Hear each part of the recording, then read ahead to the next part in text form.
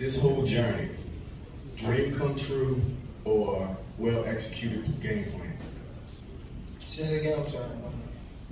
Your journey that you're on right now, dream come true or well-executed game plan? I ain't gonna lie, ain't a dream come true. It's me trying to get over that hump. That's it. I don't think that, you know what I mean? I'm not there yet, so I feel as though I gotta get over this hump. That's what it is. Tank, this is Derek Long from Chomtastic Model, Baltimore. How you doing, sir? Tank, we talked about when you had the homecoming about 3 years ago.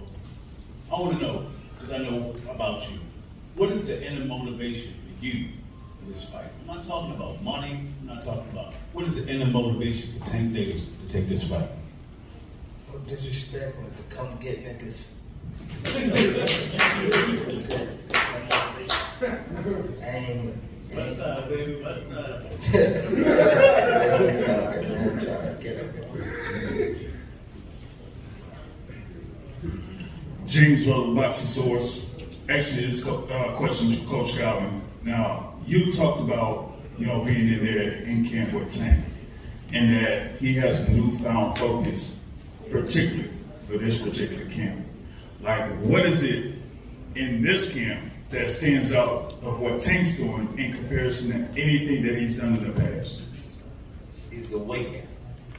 He's coming into the lane that we've been training for years. He controlled everything now. He's starting to understand. He's putting on his big boy pants. We understand that this fight is the main fight to the other fights. When I talk to him, I'm not talking to little Tank anymore. I'm talking to the grown man Tank. For being with him for so many years, it's amazing to see a kid from a man to a grown man. And this fight is everything. To show him, stop playing with him. Give him his props. They still don't want to give him his props, that's good. We from the mud, we like playing in the mud. The 7th, come and watch this. We're putting everybody on notice. Everybody.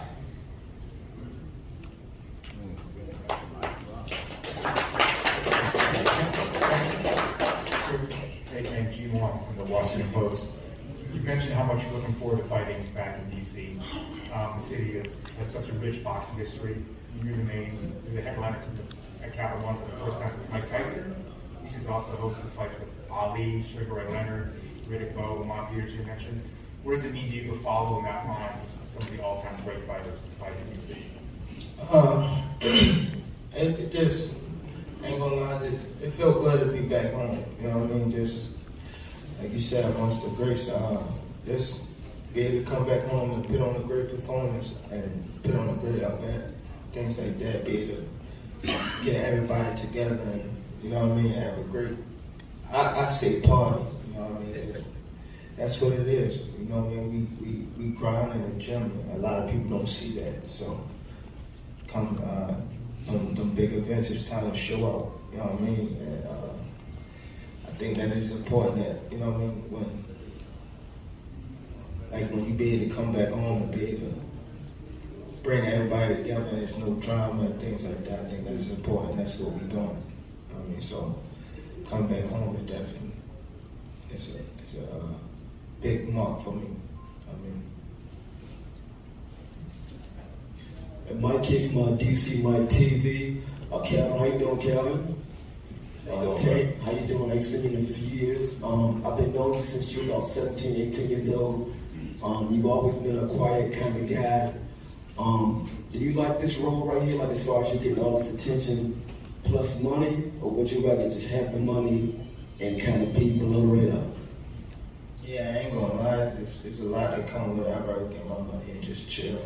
I mean, but it's a part of the sport, part of the sport, so I'm just ready to shut everybody up. You know what I mean? All the talking that's going around, that's floating in the air. I'm ready to put them, you know what I mean? Shut their ass up. And I got one more. I've been talking to a lot of people about this fight, and you know, most people would say they would look over Hector, but a couple people do not look over Hector. Why do you guys think that a lot of people are looking over Hector? Obviously, he's an Olympian. He beat, Chris Colbert, obviously. He's, I think, a champion at 130, if I'm not mistaken. So, why do you think a lot of people are overlooking Hector? I mean, I ain't gonna lie. No, but it's two fighters that I think it was this year or last year that was saying that they was gonna knock somebody out, and it was like I step in the opponent, and that was Teofimo and Chris Colbert. You know what I mean? And both of them wound up getting touched up. So I always knew not to. You know what I mean? When I was coming up in the pros, and we all signed Al Heyman.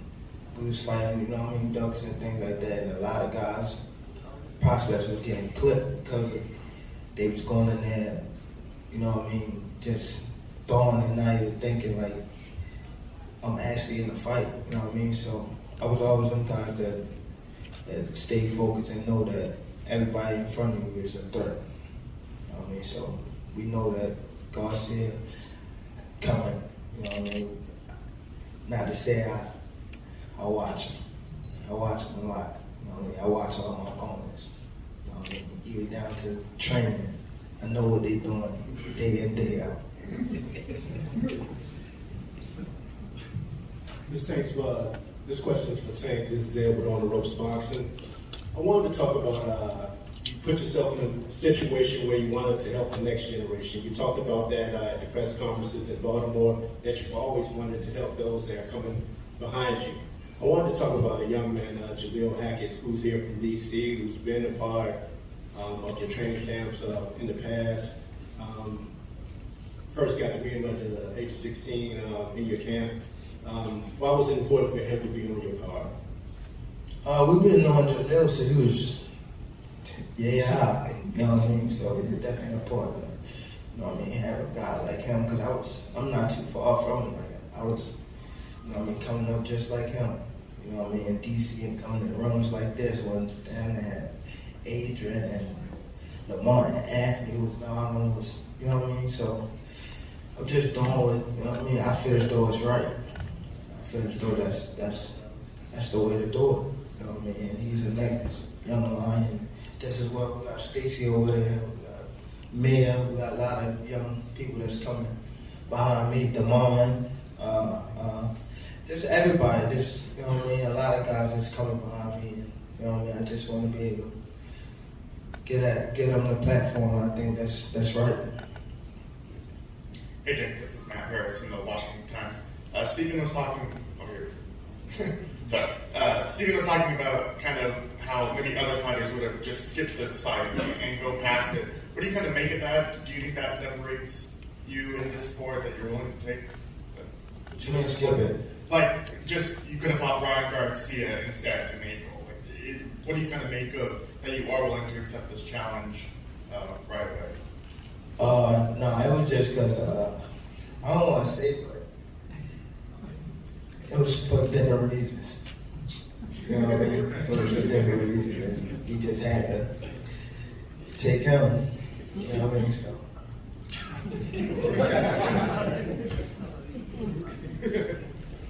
Well, good. All right. What we're going to do is ask you guys to stand up and get some photos together.